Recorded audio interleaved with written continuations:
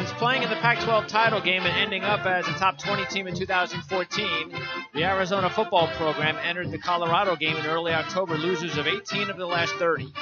Then everything changed after starting quarterback Brandon Dawkins was injured on the opening drive when Khalil Tate came in and engineered a record-setting performance that has continued over the past two games and woken up Wildcats football fans everywhere.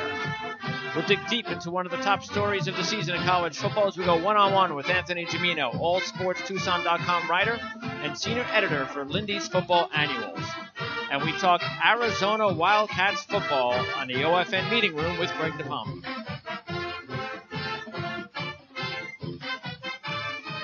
All right, it's October 25th, 2017. I'm Greg DePalma. Thanks for tuning into the OFN meeting room as we talk Arizona football with Anthony Gimino. Anthony, thanks for joining us today. Didn't think I'd be talking to you this season after the start of 2016, but then again, it's college football, and that's what you love about it. You never know what's going to happen in the second half of the season. No, the only thing I know about college football is I don't know anything. And it's one thing to try to predict things in May after spring ball about what's going to happen, but you can't even predict it at 9 o'clock in the morning on Saturday. No. What your rest of the day is going to look like. But I have never quite heard the Tom Brady-Khalil Tate comparison. Yeah, there you go. I'd like to see them do a 40 side by side. You see, I'm a Jet fan, so I know what it feels like to injure Drew Bledsoe and then have Tom Brady come in, and the rest is history. So it's not about comparing the two players; it's comparing the incident. I see where you're going with that. Yeah, the story out of Rich Rodriguez now, and of course he's been getting a lot of, well, what the heck, coach? Why wasn't Khalil Tate you starting quarterback for a while? That's right. Now it's a good question. It's a fair question. Let's go back to last year. He was going to redshirt last year. He just turned 19. Okay. Like this week, first of all. Wow. So he's like a year and a half young for his class. Okay. So he was a 17-year-old freshman most of last year. He was a third stringer. First two guys get hurt. He gets thrown in there. But by the end of the year, Brandon Dawkins, with more experience, gave Arizona the best chance to win, even though that chance was still pretty small. So going into this year, I think Rich really wanted an open competition between Brandon Dawkins, who's a fourth-year junior, and Khalil Tate, who's still, at this point, an 18-year-old freshman, or sophomore at this point, I guess. Okay. Khalil looked good in the final spring game. He looked like the better quarterback, but it's a spring game. I don't take too much stock out of what I see there, because I've seen guys absolutely star in the spring game, and then you never hear from them again. I don't think Khalil didn't really make it much of a competition. There was no buzz about him in the fall at all. Not that we get to watch a lot of practice, but if somebody's really being outstanding, the coaches talk him up, his teammates talk him up, you hear about it. And then in the second game of the year, he hurt his shoulder, so he was out for a couple weeks.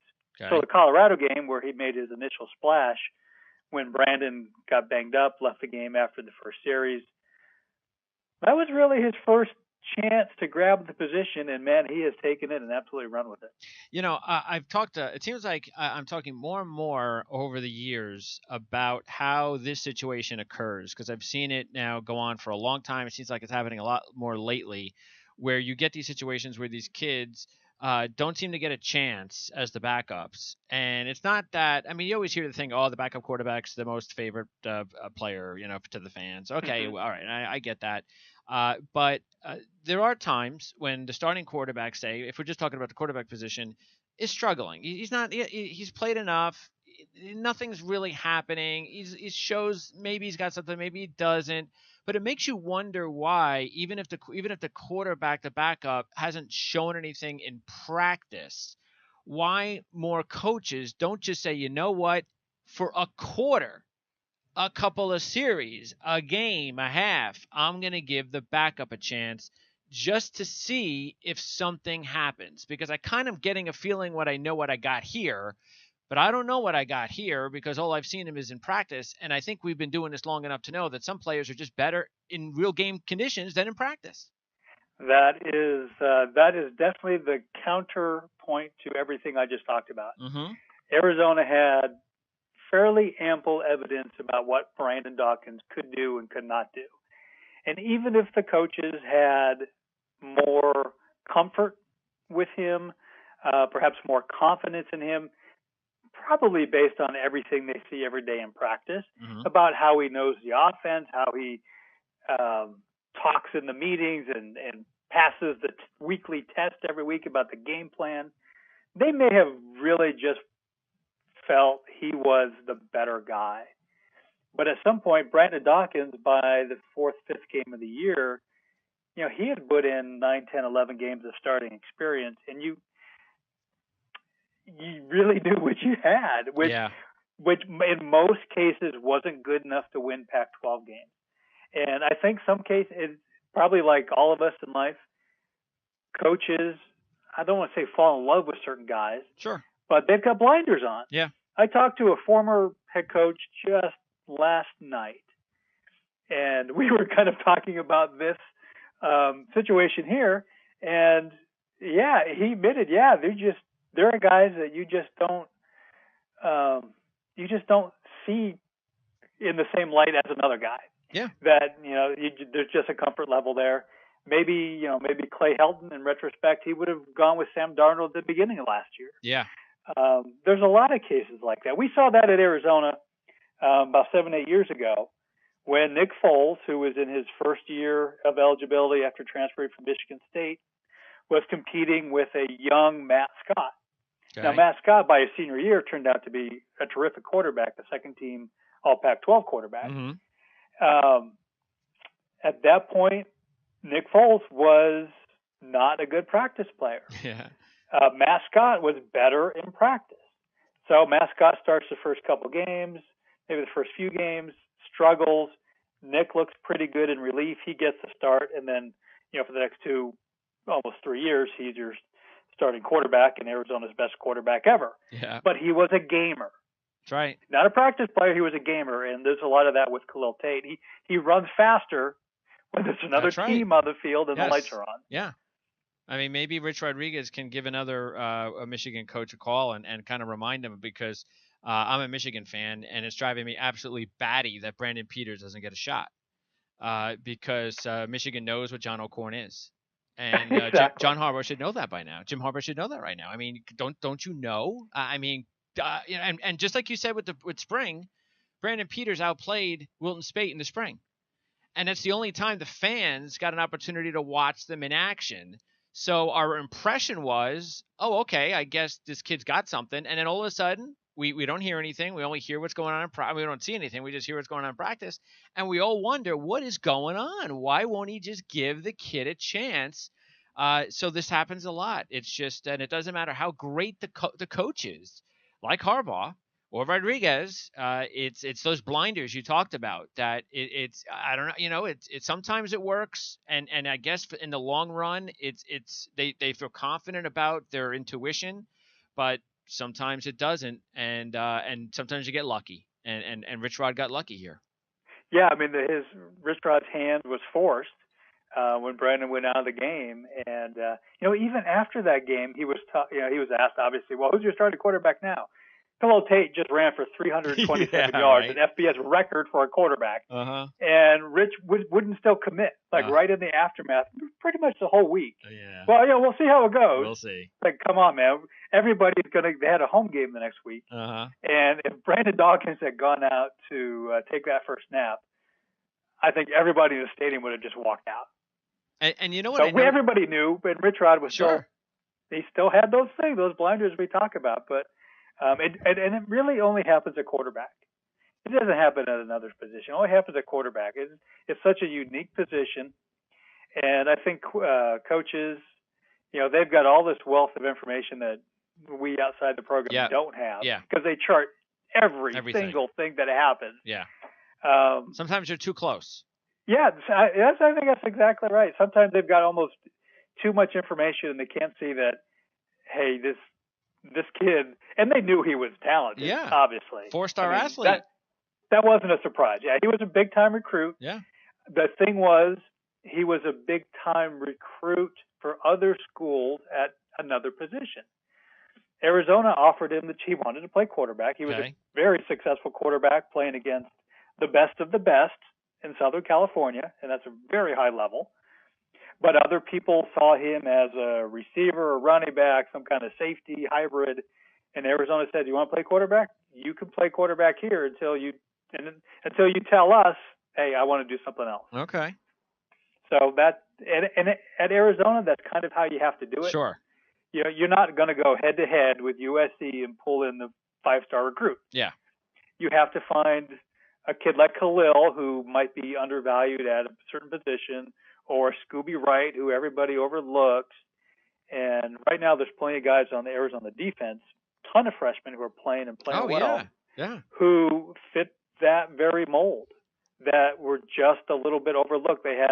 Maybe they had offers from Hawaii and Nevada, but Arizona's always relied, going back through kind of the Dick Tomey years, on a really good evaluation.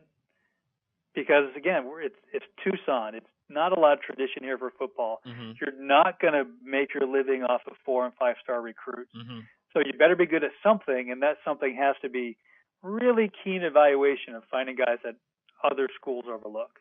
Well, Rich Rodriguez, we know how good he is and how his offenses can run when he has that special quarterback, that Bernard Robinson, that Khalil Tate.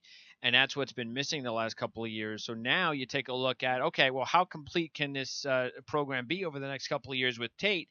And you look on defense, you mentioned those freshmen, so that has to be great news to know that there's a lot of freshmen contributing on defense.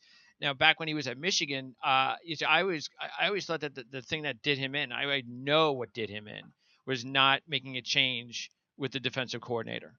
He basically sunk his job there because he wouldn't switch and bring in someone else to try and fix the defense. Just do something. You have to do something because the offense was explosive, but the defense couldn't stop anybody, and that's what buried him there. Here at Arizona, he has former Boise coordinator Marcel Yates. Talk about Yates. He's in his second year. What kind of a coach do you think he could be for this program?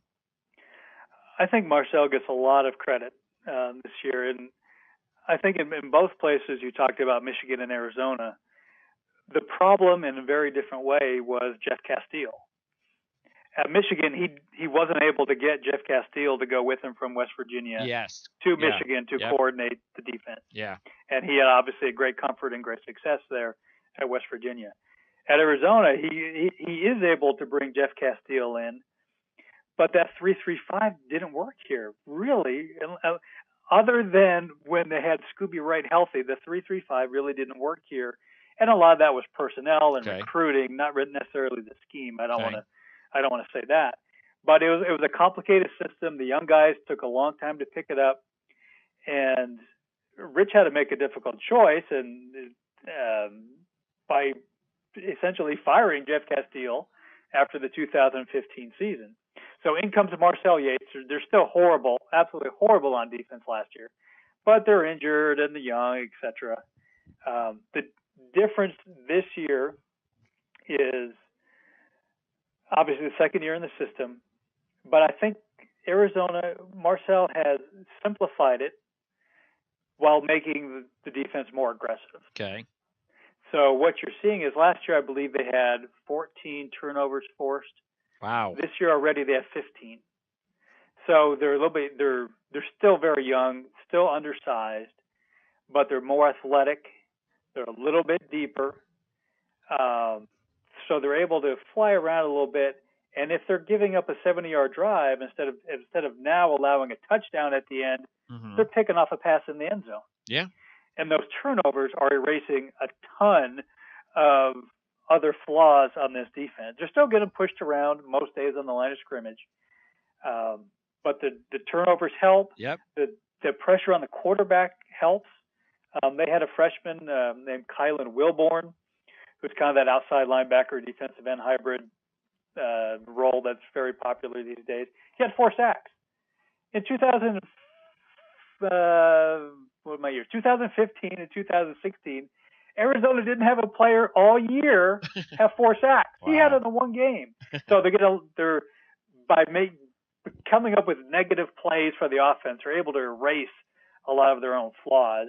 And so they're playing pretty well overall, which is something that nobody here expected, trust me. But I mentioned Wilborn. You have a linebacker named Tony Fields, true freshman, who's among the tackle leaders. Colin Schooler, another true freshman, Pac-12 Defensive Player of the Week. And he broke up the 2-point conversion pass last week to beat Cal. He's got a lot of Scooby Wright in him. Okay.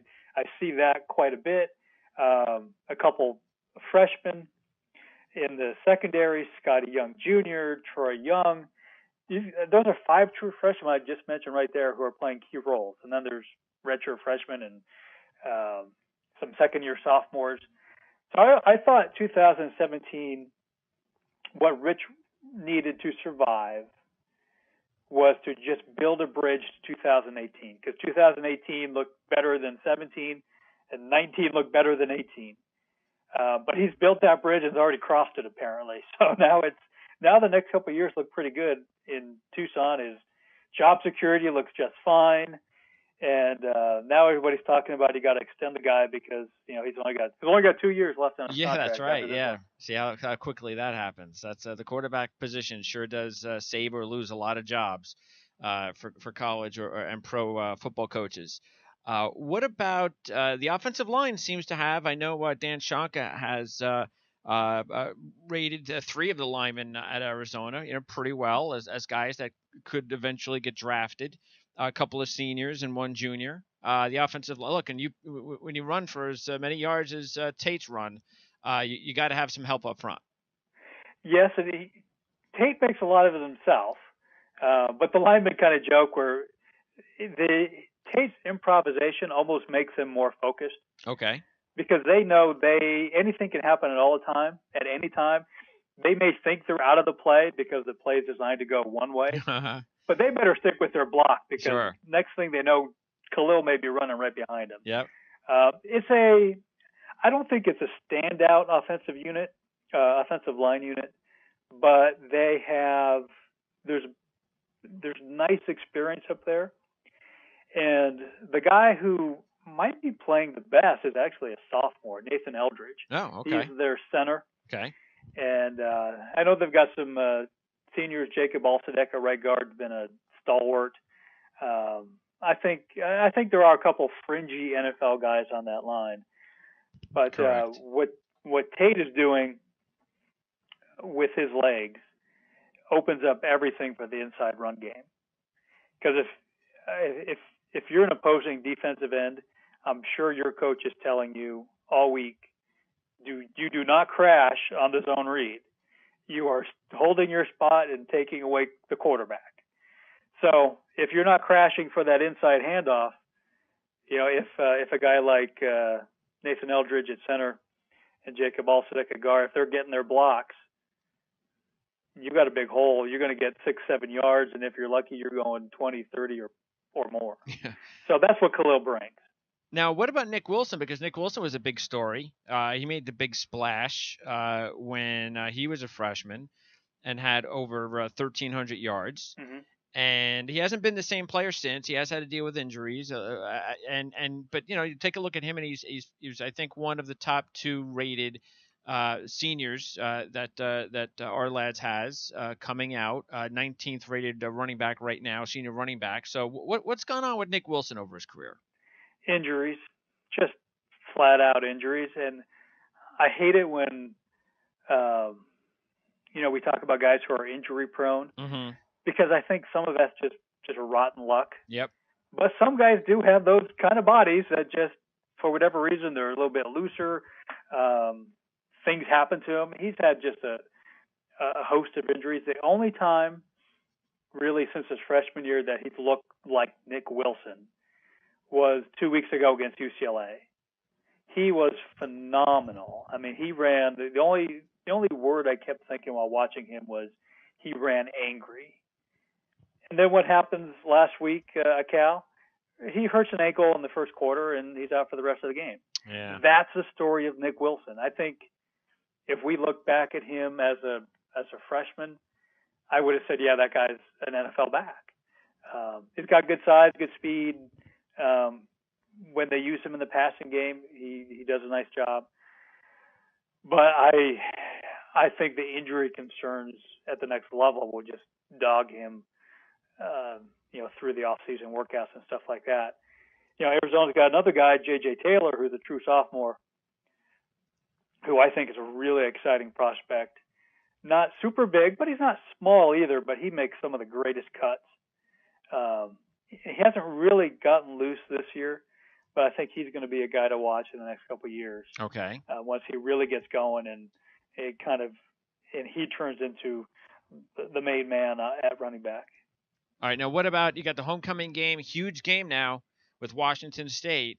And I mean, the timing was perfect for Tate for several reasons, but one, the most important, was that it saved their conference season. They lost the game against Utah, but one lost. I mean, that's okay, especially when you take a look at this division all of a sudden. Colorado's down. Utah's got a couple of losses already.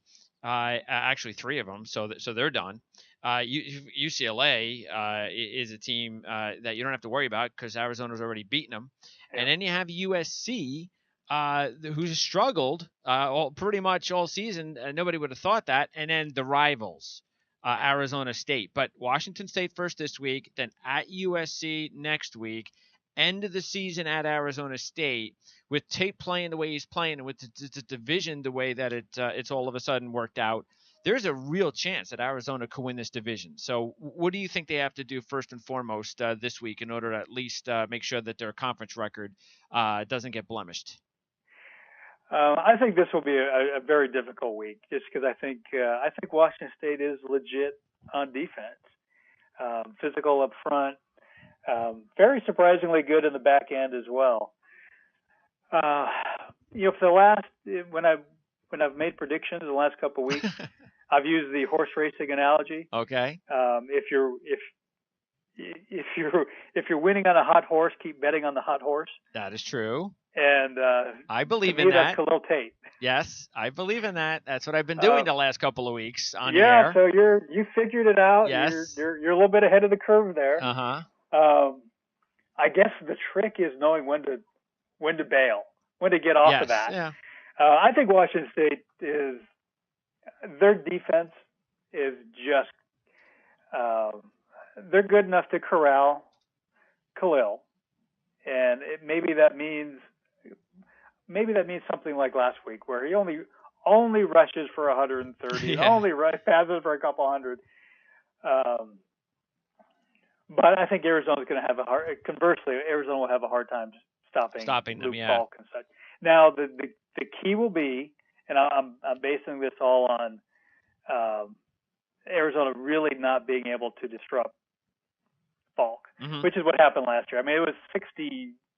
I can't remember the score. 69-7. But I tell you what, those intrigue me, because I know what it's like, and you know what he's like with these kids. It's more, they take this stuff more serious, revenge games, and you get in the pros. When you get your ass kicked one year in college football, next year these guys are pumped.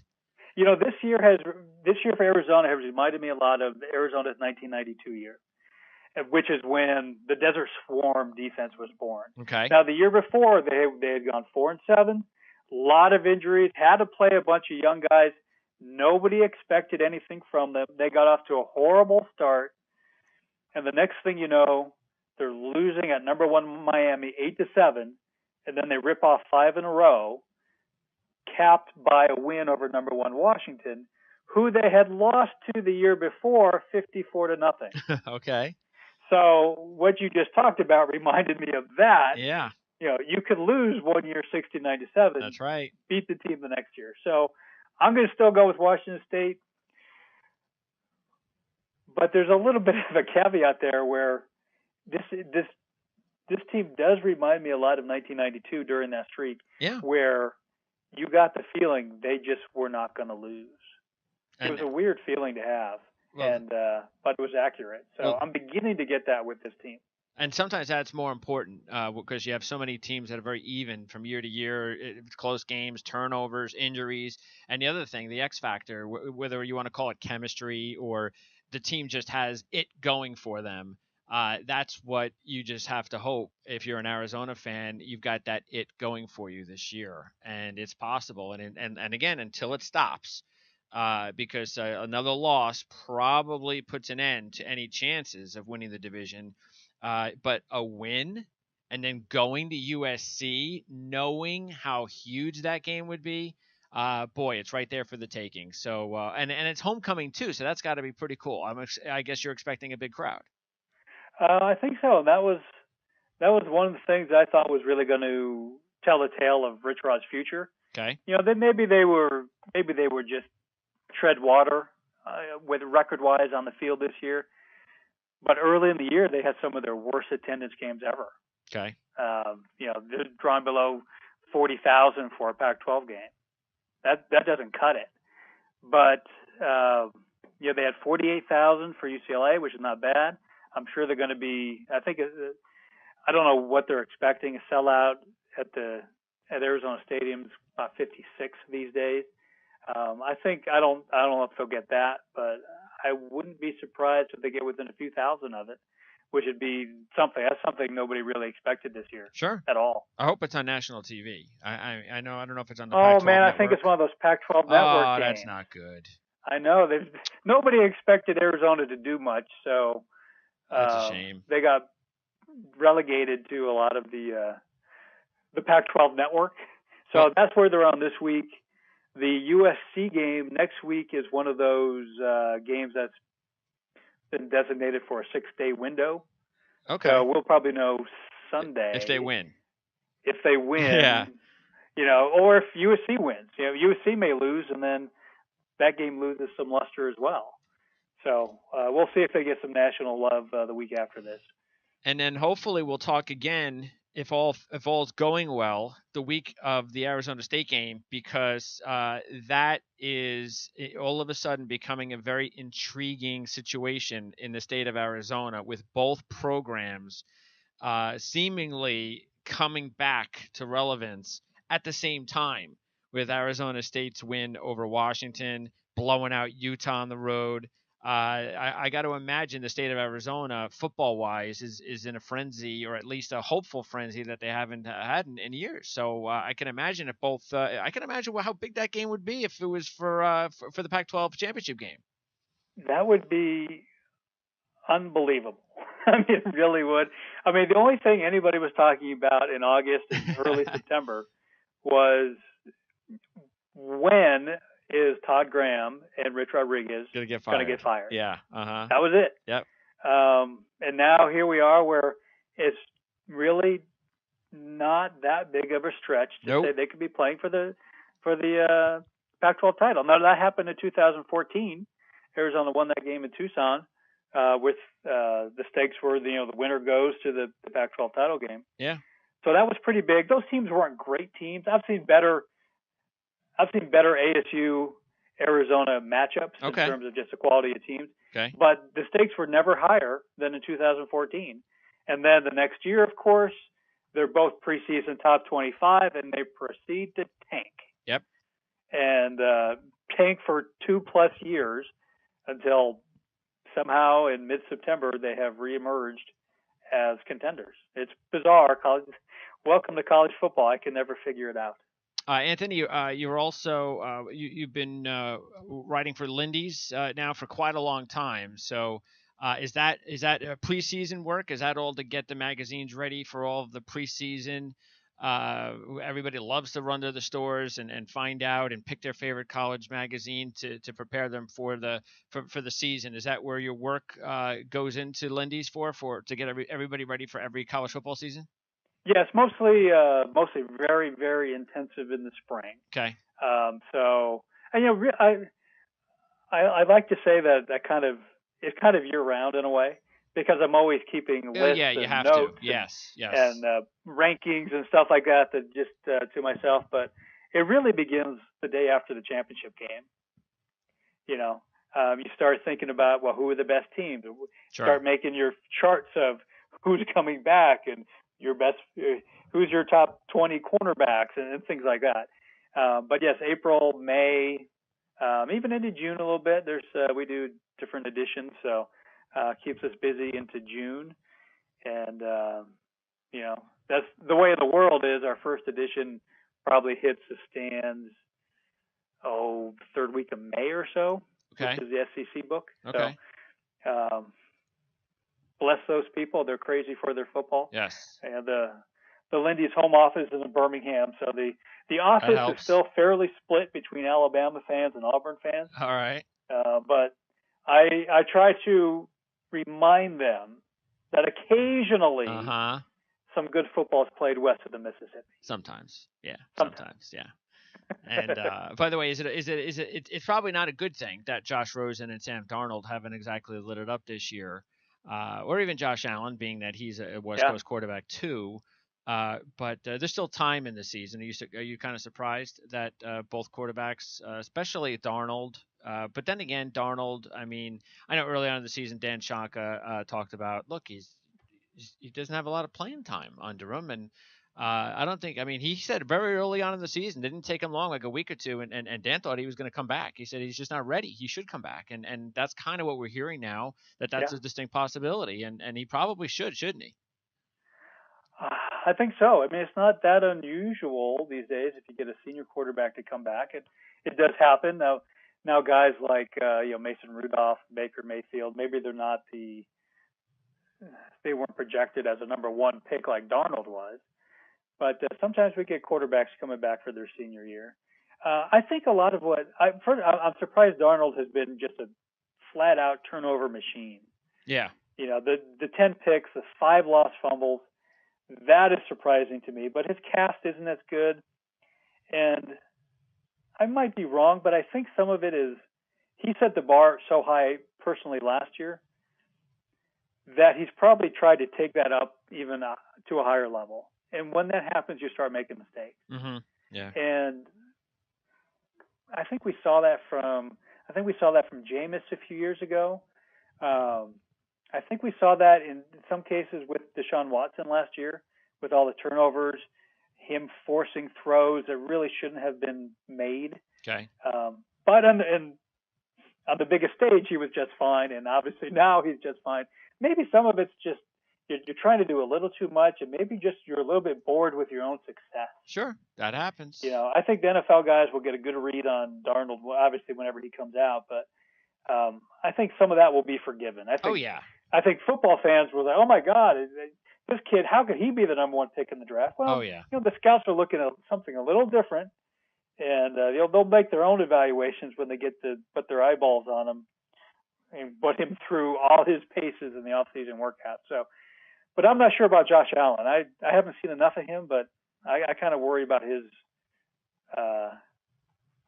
pro stock right now. Yeah, he's lost so much talent. That's tough to evaluate. And when everybody around him's gone and he's too young to graduate and leave early, and he's stuck there. And then there's nothing. I'm sure that if he was eligible, he would have left. He would have been like, I got to get out of here because I got no talent around me. My stock's going to go down. What about Josh Rosen? Because you did get a chance to see him. You'll see Darnold next week, but Rosen had probably his worst game against you guys with the 3 picks. Yeah, I thought Josh Rosen did Josh Rosen things where he looks like he's absolutely that guy for 19 throws, and on the 20th throw, he goes off his back foot into traffic. So I'm not sure if he's the top 5 pick or if he's Jay Cutler. Yeah. I tend to think he might be Jay Cutler, but obviously he has a lot of time to prove us wrong. I don't relish what he's had to go through with 3 coordinators in 3 years. That probably hasn't been ideal. No running different game. Systems. No running game. Yep. 2 of the 3 years, the offensive line has been absolutely putrid. Yep. Which is a whole different discussion as how does that happen at UCLA? But that's a different discussion. So he's had some issues, and again, he's a guy who will be evaluated on an entirely different set of things than what he did against Arizona in terms of his pro potential. But he does have to knock off the Superman ball.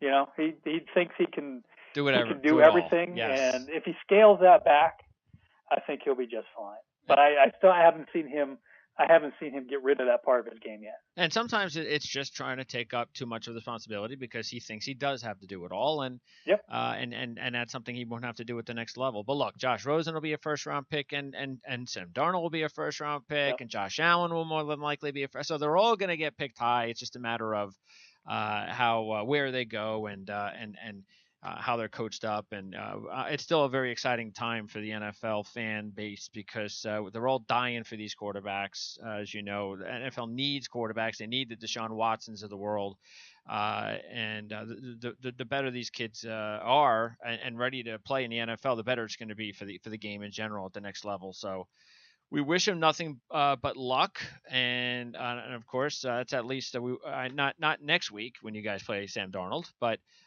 for most of the season. And Anthony, we definitely look forward to talking to you again, and hopefully we'll talk to you before the Arizona State game.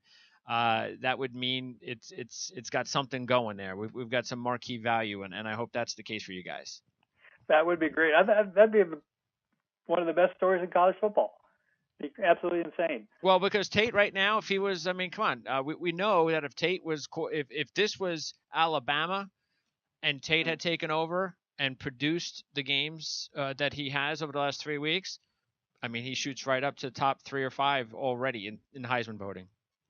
Absolutely, and I think he still has a chance to get there. You know, depending on how the last 5 games go. Yes, yeah. To me, and it sounds hyperbolic, he's Lamar Jackson. And that's good. That's a good thing. Lamar, we saw last week he had that touchdown run against Florida State where he makes a couple guys miss. He goes down the sideline, and I tweeted out, "Oh, Lamar Jackson's out there looking like Khalil Tate." And of course, I got a lot of blowback, probably from Louisville fans. Sure. And then 4 hours later, Khalil Tate's breaking off a 76-yard run. That's right. Hello. I mean, he's got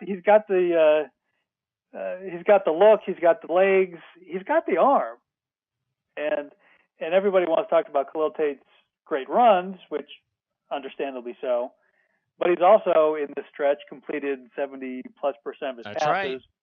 And the only interception he threw was somewhat of a desperation ball where a big heave toward the goal line late in the game, where his 6'5" receiver looked like he was going to come down with it, but mistimed the jump, and it gets picked. So if he can do all this without turning the ball over, there's not a lot of holes in his game. Well, he goes out there and keeps winning. He'll definitely still get some more national televised games, not Pac-12 network starting at 10 Eastern, which is kind of the reason why I wanted to get John, because I know that there's just a great deal of people in the country that, besides looking at box scores, they just don't know. It's hard for them if they don't have the Pac-12 network. And okay, they see a highlight maybe, even if they're lucky. But there's a lot of football fans that may not even know what's going on in Arizona right now. And I wanted to make sure that whatever little they did know, that they know a lot more now about Tate in Arizona. And hopefully they'll continue to play good football the rest of the season and continue the story, because it has been one of the top stories in college football. Well, great. I appreciate you having me on. Thank you, Anthony. We'll talk again sometime soon. I appreciate it. All right. That's Anthony coming on and talking about what's going on with Arizona football here on the Prime Sports, on the Our Football Network. Prime Sports, that's me. That's my other website, just to let you know. If you ever want to listen live, that's where you go, to primesportsnetwork.com. But all of these shows and interviews are available on demand at the Our Lads Football Radio Network. And also, by the way, you could check out our other pages, YouTube and iTunes. Now, it's under Prime Sports Network, so keep that in mind. But you just go to ourlads.com. You go there, you go to the Our Lads Football Network section, and we have all the shows listed right there as well. So a lot of different options for you, wherever you want to do, wherever you want to go, iTunes, YouTube, Our Lads, and so forth. But just go to Our Lads at ourlads.com. Check them out, because at ourlads.com, it's not just about any one thing now, and that's what the Our Lads Football Network's about. The Our Lads Football Network is here to improve up on the value of the Our Lads name, the scouting service There's been a very respected service for many years. Now we're talking college and pro football on a daily basis. Of course, there's fantasy football now as well. So you can follow us on Twitter at PrimeSN. So we definitely hope you do that. And come back again tomorrow. We'll have Joe Giglio, sports writer for the News and Observer for North Carolina State football, to talk about their big game against Notre Dame and some of the big talent that you might not be aware of at NC State. So that's coming up tomorrow as we have another one of these interviews at the meeting room at ourlads.com. By the way, don't forget to order a subscription if you're choosing, including the preview brochure for the 2018 Ourlads NFL Draft that's available right now. Go to the ourlads.com website, check that out, order it, and stay with us all the way through to the 2018 NFL Draft. Thanks again for checking back with us on the Ourlads Football Radio Network. And again, I want to thank Anthony Gimino for taking his time to talk to us today, allsportstucson.com writer and senior editor for Lindy's Football Annuals. We'll see you next time.